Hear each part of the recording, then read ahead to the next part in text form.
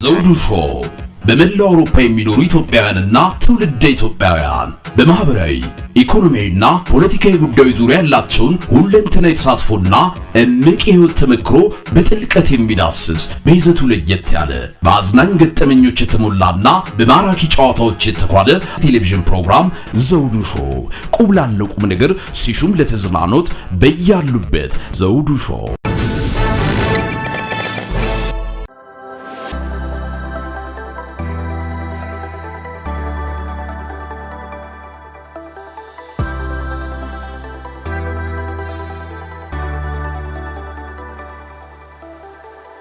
ክቡራን ተመልካች አድማጮቻችን አሁን የምገኘው እዚህ በሚኒሶታ ኤስኤፍኤን ባዘጋጀው ልዩ 43ኛውን ዓመት የኤስኤፍኤን ዝግጅት ነው። ዛሬ ምን እየተደረገ ነው የሚለው እንደምታዩት ተጫዋቾቹ እየተጫወቱ ነው የሚገኙት። ይህንን በተመለከተ የፌዴሬሽኑን አመራሮች ፕሬዝዳንቱን ጨምሮ አጠር ያለ ነገር አቀርብላችኋለሁ። አብራችሁን እንድትቆዩ በአክብሮት እጋብዛለሁ። አብረን እንቆይ።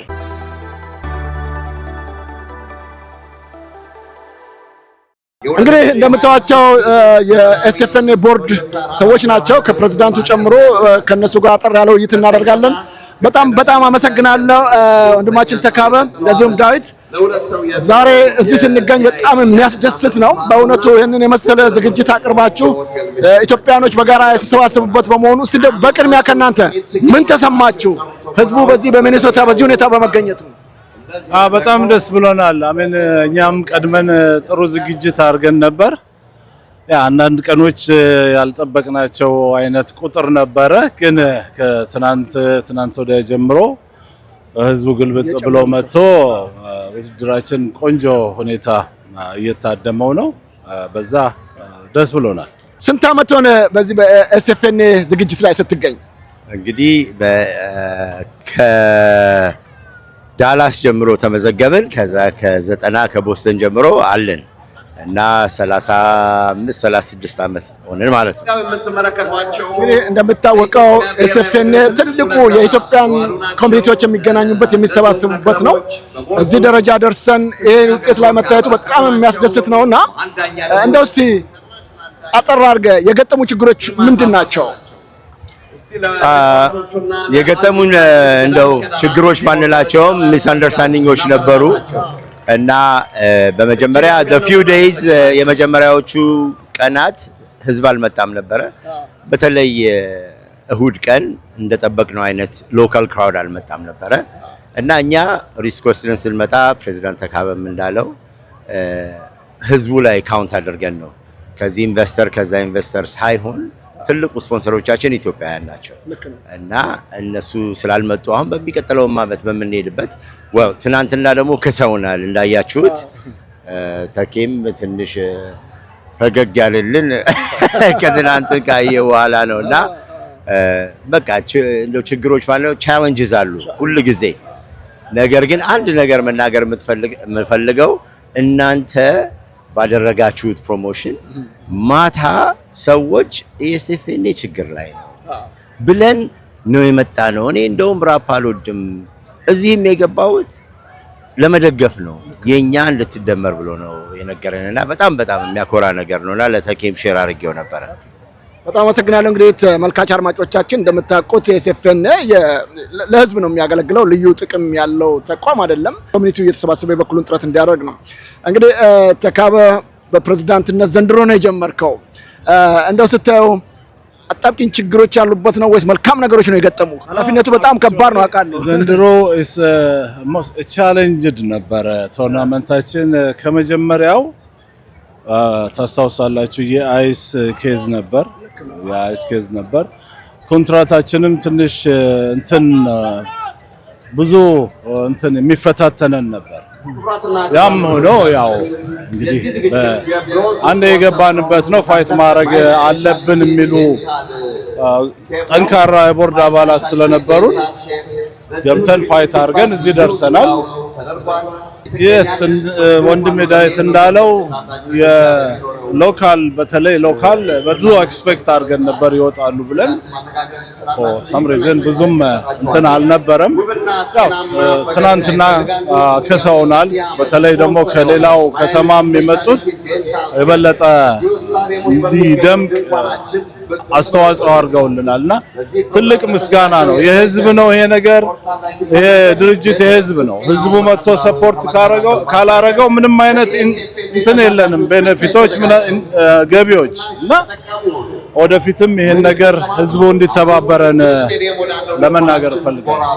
አመሰግናለሁ ተካባ። እንግዲህ ተመልካች አድማጮቻችን ከበስተጀርባው የተለያዩ ድምጾች ማስታወቂያም አለ፣ ሊረብሽ ይችላል፣ ይቅርታ እንጠይቃለን። ባልደረባዬም መታሰቢያ ቀጸላም እዚህ ትገኛለች። እዚህ ጋር በጣም በርካታ ዋንጫዎች አሉ። እንደው ምናልባት ስለነዚህ ዋንጫዎች ወደ 32 ክለቦች ነው እዚህ አሁን ያሉትና እስቲ ብታስረዳን ምንድን ናቸው? እንግዲህ ብዙ አይነት አለ። የፈርስት እና የሰከንድ ዲቪዥን ቲሞች ነው ያሉን። የአሸናፊ የሻምፒዮን የሚሆነው ሁለተኛ የሚሆነው ሶስተኛ የሚሆነው ዋንጫ አለ። የጸባይ የቤስት ጎልኪፐር የቤስት ኤምቪፒ ፕሌየር እና የኮች አለ። በዚህ እንደዛው ደግሞ የፈርስት ዲቪዥኑ አለ። ቤስት ጎልኪፐር ኤምቪፒ እና ጎል አግቢ ፕላስ ደግሞ አንደኛ ሁለተኛ ሶስተኛ ነው። የጸባይ ዋጋ በየአመቱ ይሄን ነው የምናደርገው። ያ ትልቁ ዋንጫ እንደምትመለከተው ይሄ እነዛ ከጀርባ ያሉት ነው። ያ በራይት ሳይድ ያለው 3 ጊዜ ስትወስድ የምታስቀረው ነው። 3 ጊዜ አሁን በተከታታይ ካሸነፈ በአላ አይደል 3 አንዱ ካልወሰደ 10 አመት ሊቆይ ይችላል። በ10 አመት ውስጥ 3 ያስሸነፈ በ15 አመት ያንን ከዋናው ዋንጫ ጋር አርጎ የራሱ ያው ጋር ሄድና እዚህም የተጻፈ ነገር አለ መሰለኝ። ያው እንደምታዩት ነው። ኦኬ እስካሁን የወሰደ ክለብ አለ አይ ቲንክ 2 ቲሞች አሉ ከዚህ በፊት የኤልስታር እና ዲሲ ይመስል ሁለቱ ወስደዋል። እንግዲህ ያኛውስ ይሄኛው ሁለተኛ ደረጃ ይላል። ይሄ የሁለተኛ ደረጃ ነው። ይሄ ሶስተኛ ደረጃ ነው። እንደዛ ጽፈት አለባቸው። ይሄ ቤስት ቲም ያው ጸባይ ዋንጫ ነው። ከጀርባም ደግሞ ቲሸርቶች ነው ምንድነው እነዚህ ኮፍያ ናቸው። ይሄ እንትን ነው ሜዳሊያው ዘንድሮ እንግዲህ በወገኖቻችን ላይ በደረሰው እልቂት ምክንያት ፌዴሬሽኑ እንትኑን ይሄ ሜዳል መያዣውን ጥቁር አድርጎታል።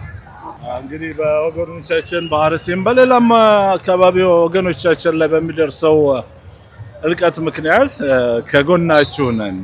እኛም ብንሆን እዛ ሌላ ጣ አይደርሰንም። ይሄ ነው መልእክቱ።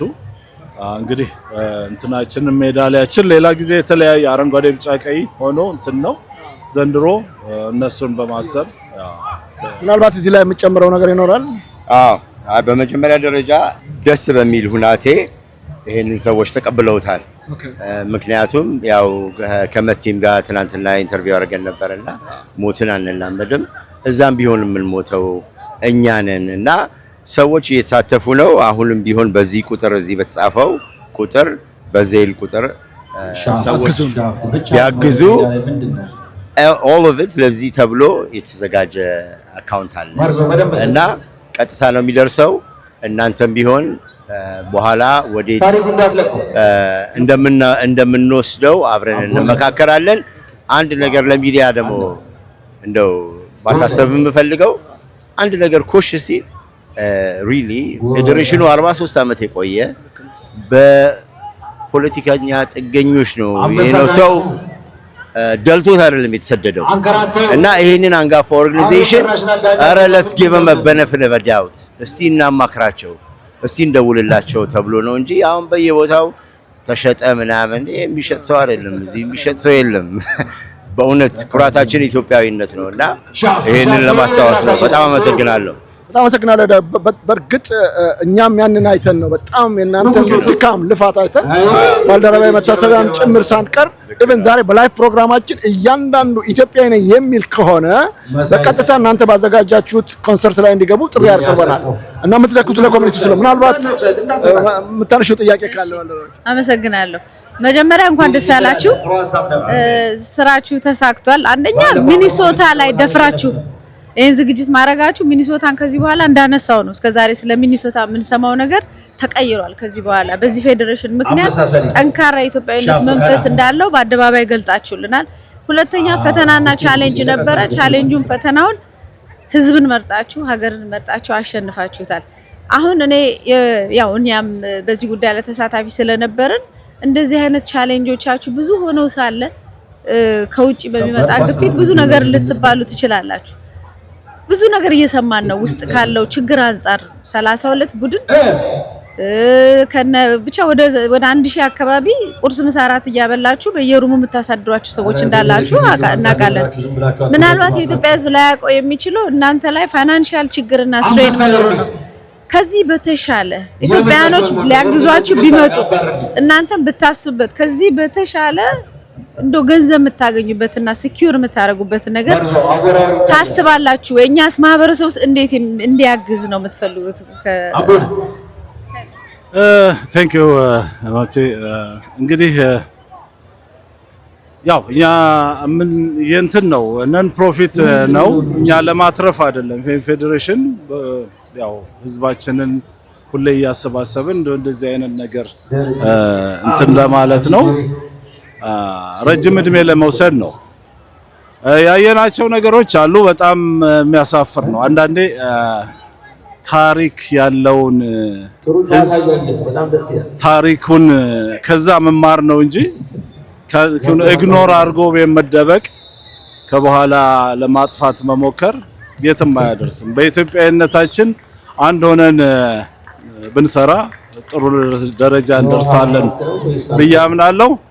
እንግዲህ ፌዴሬሽናችን በተቻለው ፋይናንሻሊ የሞከረ ነው። ከውጭም ያ ቢዝነሶች እንዲተባበሩ እንፈልጋለን። ለእናንተም ላደረጋችሁልን ከፍተኛ ምስጋና እናቀርባለን። እናንተም ሌሎቹም ሁሉም እዚህ ላይ ማሳብ ስትባት ብዙ ድርጅቶች ሀብታሞች አሉ ውጭ ሀገር። ከዚህ የበለጠ የተሻለ ቦታ የለም ለማስተዋወቅም። እናንተ ብዙ ቦታ መልፋት አልነበረባችሁም ለአገልግሎት ሲሉ። በዚህ አጋጣሚ ደግሞ ፌዴሬሽናችን ለሚመጣ ስፖንሰርሺፕ 25% እንሰጣለን እና አሁን ኮኔክሽን ያላቸው እኛ ዳታችንን አሰባስበን ኮምፓይልድ የሆነ ዳታ አለን። በዛ ረገድ ኤኒባዲ if they bring sponsorship 25% ለሱ እንደምንሰጥ ከዛም እንዳልሽውም ይሄን መስራት ያለብን ጉዳይ ነው። ስላስታወሽን እናመሰግናለን። ከዚህም በፊት የተደረጉ ጥረቶች ነበሩ። definitely double down ማድረግ አለብን። በቃ አሁንም ተያይዘን እንደው አመት ሲደርስ ብቻ ሳይሆን እንደው let's do check in ዘውዱ መቲ check in ምን እያሰባችሁ ነው እንዴት ነው የተባለ እንጠያየቅ።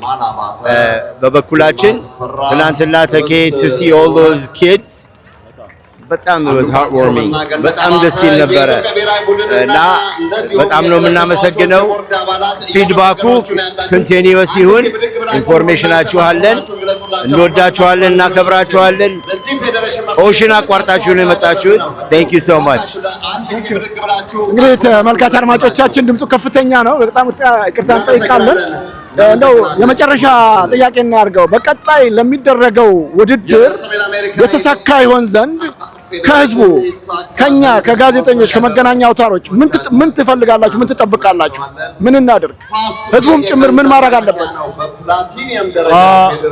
ያው አሜን ከዚህ ውድድር በኋላ ብዙ ኮንታክቶች ይኖሩናል። አክቹአሊ ከእናንተ ጋር ብቻ ሳይሆን ከህብረተሰቡ ጋር ብዙ ነገሮች ማስተካከል ያለብን ነገሮች አሉ።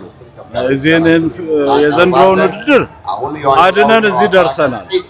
ለሚቀጥለው ደግሞ የተሻለ ነገር ለማድረግ ምን አይነት መንገድ መከተል እንዳለብን ከሚዲያዎች ከህዝቡ ጋር ተገናኝተን ተወያይተን ጥሩ መንገድ መያዝ አለብን ብዬ ገምታለሁ። ላረጋችሁልን ሁሉ እናመሰግናለን። እንግዲህ ኔክስት ይር እንገናኝ። ምናልባት ዳዊት የምትጨምረው ነገር ካለ?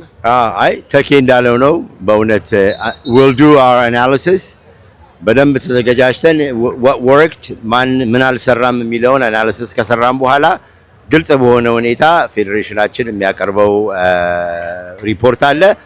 ትናንትና ፒአራችን ያሬድ የሚገርም ስራ ሰርቷል እና ላመሰግነው ወዳለው በዚህ አጋጣሚ በጣም እናመሰግናለን። ዘውዱ በጣም አመሰግናለሁ። ተመልካች አድማጮቻችን እንደተከታተላችሁት ነው እጅግ ከልብ እናመሰግናለን። በተለይም ፌዴሬሽኑን አምናችሁ የሰሩትን ስራ ድንቃችሁ እዚህ ለተገኛችሁ ታላቅ አክብሮት አለን። በቀጣይ ዓመት የተሻለ ስራ እንደሚሰራ ተስፋ እናደርጋለን። ስለ ጊዜያችሁ ጭምር ከልብ እናመሰግናለን። እንግዲህ ተመልካች አድማጮቻችን ከእንግዶቻችን ጋር ያደረግነው አጠር ያለ ቃለ ምልልስ ይመስል ነበረ። በቀጣይ በሌሎች ዝግጅቶች እስከምንገናኝ ሰላም ጤና ይስጥልን እያልኩ የምሰናበታችሁ ይህን ዝግጅት በማቅረብ እስካሁን ከእናንተ ጋር የነበርከው እኔ ዘውዱ መንግስቴ እንደዚሁም ደግሞ መታሰቢያ ቀጸላ ከዚህ ከሚኒሶታ ነው። እናመሰግናለን። ተመልካቾቻችን ሩጫ ላይ ነን። ኦሮ ቦሎ በጣም ያስደነግጣል። እየመጣ ነው። አይ ዶንት ኖ ሰው እየሮጠ ነው። እንግዲህ አማራጭ የለንም። አንድ ነገር ከተፈጠረ እንግዲህ በኤምኤስ ላይ ወይም ደግሞ በዘውዱ ሾው ላይ ብሬኪንግ ኒውስ እዚሁ ነው ብሬኪንግ ኒውስ። ኧረ በስመ አብ ማለት ጣጣ ነው። በቃ ኦኬ፣ በዚህ በኩል በዚህ ይሻለናል። ይሄ ነው፣ በዚህ ነው። ሰው ወዴት ነው የሚሄደው? በዛ በኩል ካር ፓርክ። ደግነቱ አሜሪካ ነገር አብዛኛው ሰው መኪና ነርቶ ነው የሚመጣው። ሁሉም መኪና አለው። ልክ ነው። እንግዲህ የሆነ ሰው ምናምን ነው እንጂ ሁሉም ሰው መኪና ነርቶ ስለሚመጣ መኪና ውስጥ መቀመጥ ይችላል። ኦኬ፣ በዛ ሌቭል መንገድ ላይ ብቻ ነው እየነጠለ የሚመታው እንዴ? ዛፍ ጋር ተቀመጡ ነበር የምንባለው። እዚህ ደግሞ የሆነ ነገር ውስጥ ግቡ። ሜዳ ላይ ከሆነ አለቀላችሁ።